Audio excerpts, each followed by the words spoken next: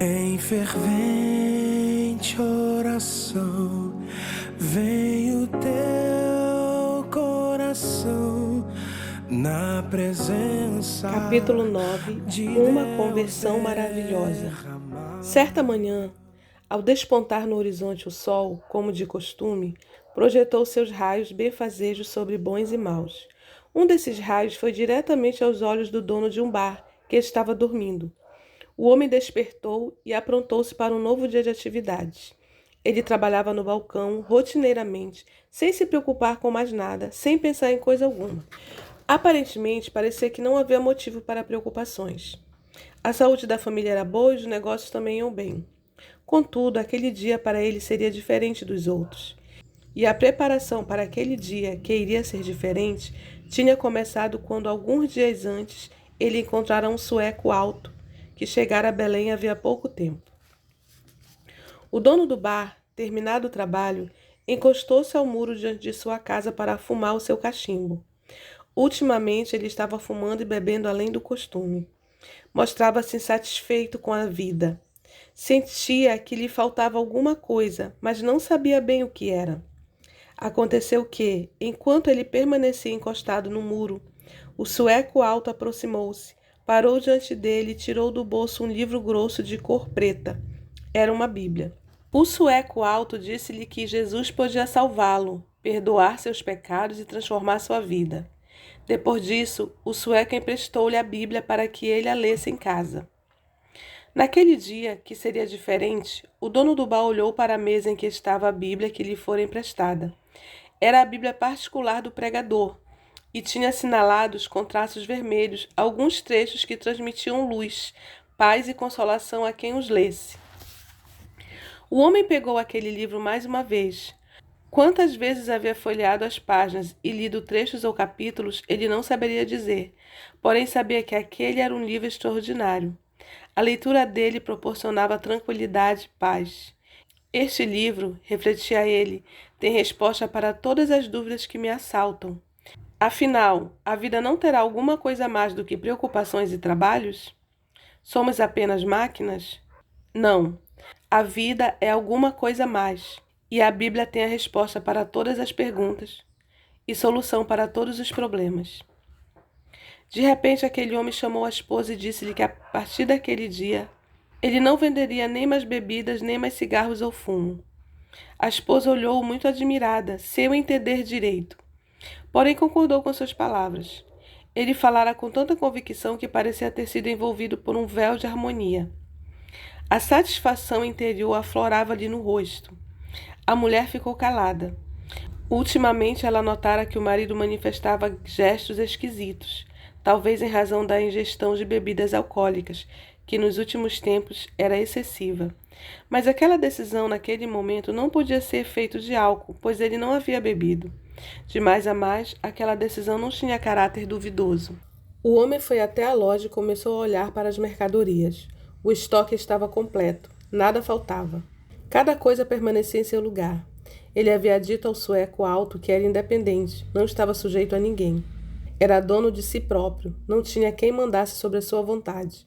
Porém, quando afirmou essas coisas ao vendedor de Bíblias, também ouviu dele esta resposta: Estou vendo o senhor fumar cachimbo. Será que pode deixar de fumar quando quiser? Ou o senhor é escravo desse pedaço de madeira que queima tabaco? Vejo também bebida nas prateleiras de seu bar.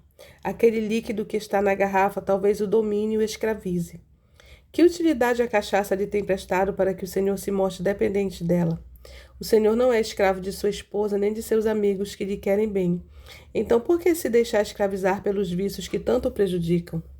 Quando o sueco disse tais coisas, o homem achou que ele tinha razão. Porém o orgulho o impediu de concordar naquele momento.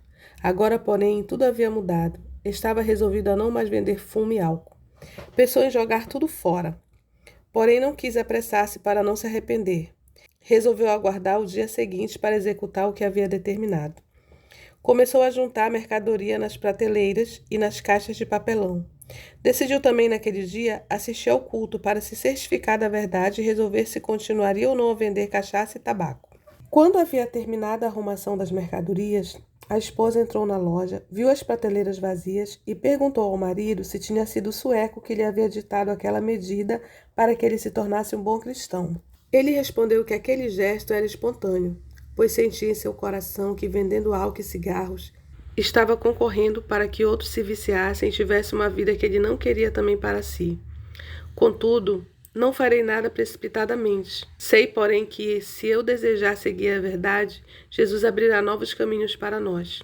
A esposa não respondeu, porém sentiu certa satisfação diante da atitude do marido. O uso imoderado de bebidas que o marido fazia ultimamente a deixava apreensiva. Isso podia levá-los à ruína moral e econômica. Se estava disposto a acabar com a venda de álcool, ela concordaria custasse o que custasse. Enquanto essas coisas aconteciam dentro da loja, alguém bateu à porta.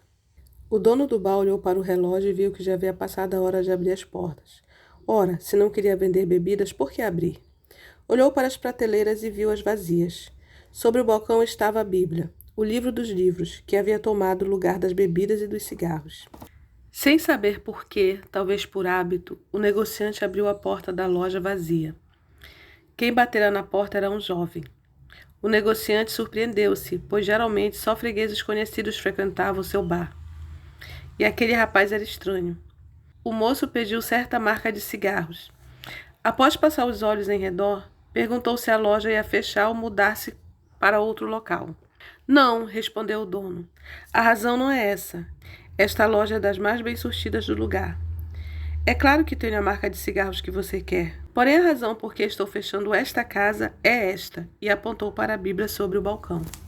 O rapaz olhou para o negociante atônito diante das palavras que ouvia. Conhecia pessoas que professavam ideias e defendiam o ponto de vista, mas nunca encontrara alguém que falasse tão convictamente e com tanto entusiasmo como aquele homem, em cujo olhar havia demonstração de felicidade. Poucos minutos depois, os dois homens liam juntos na Bíblia emprestada os trechos sublinhados com traços vermelhos. Em seguida, o vendedor de cigarros e bebidas alcoólicas convidou o rapaz a acompanhá-lo ao culto à noite. Depois que atendeu tão estranhamente aquele primeiro freguês e após a decisão tomada, o negociante não sabia se devia fechar as portas ou continuar a funcionar pelo resto do dia. Se a porta fica aberta, pensava ele, posso falar a palavra de Deus a quem entrar. Mas, por outro lado, vou me sentir obrigado a vender as mercadorias a quem vier comprá-las. Por isso, resolveu fechar as portas. À noite, dirigiu-se para a igreja. Ainda era cedo quando chegou. Encontrou algumas pessoas que também se anteciparam ao horário e começaram a conversar. O dono do bar, que se sentia como estranho quando não se achava atrás do balcão, agora estava como que em casa. Gostou da atmosfera cristã. Era como se já fosse um dos membros da igreja. Quando o culto começou, o negociante assentou-se no primeiro banco e ouviu atentamente a palavra de Deus. Bebia todas as palavras que eram pronunciadas e participava do cântico dos hinos.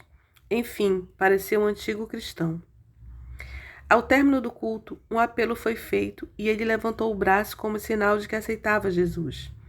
Oramos por aquele homem e pouco depois ele foi batizado com o Espírito Santo. A pessoa que ele convidara na loja compareceu também e aceitou a Cristo naquela mesma noite. Assim se tornaram irmãos e amigos. Quando o negociante voltou para casa, a esposa percebeu a transformação que se operara em sua vida. Ele declarou-se decidido a queimar todo o estoque de cigarros e a derramar a bebida em um terreno baldio.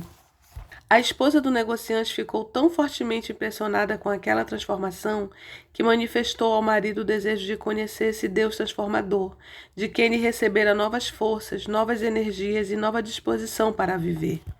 O marido prometeu-lhe então que no dia seguinte a apresentaria aquele sueco alto que lhe havia mostrado o caminho da salvação, uma salvação que ela também podia alcançar.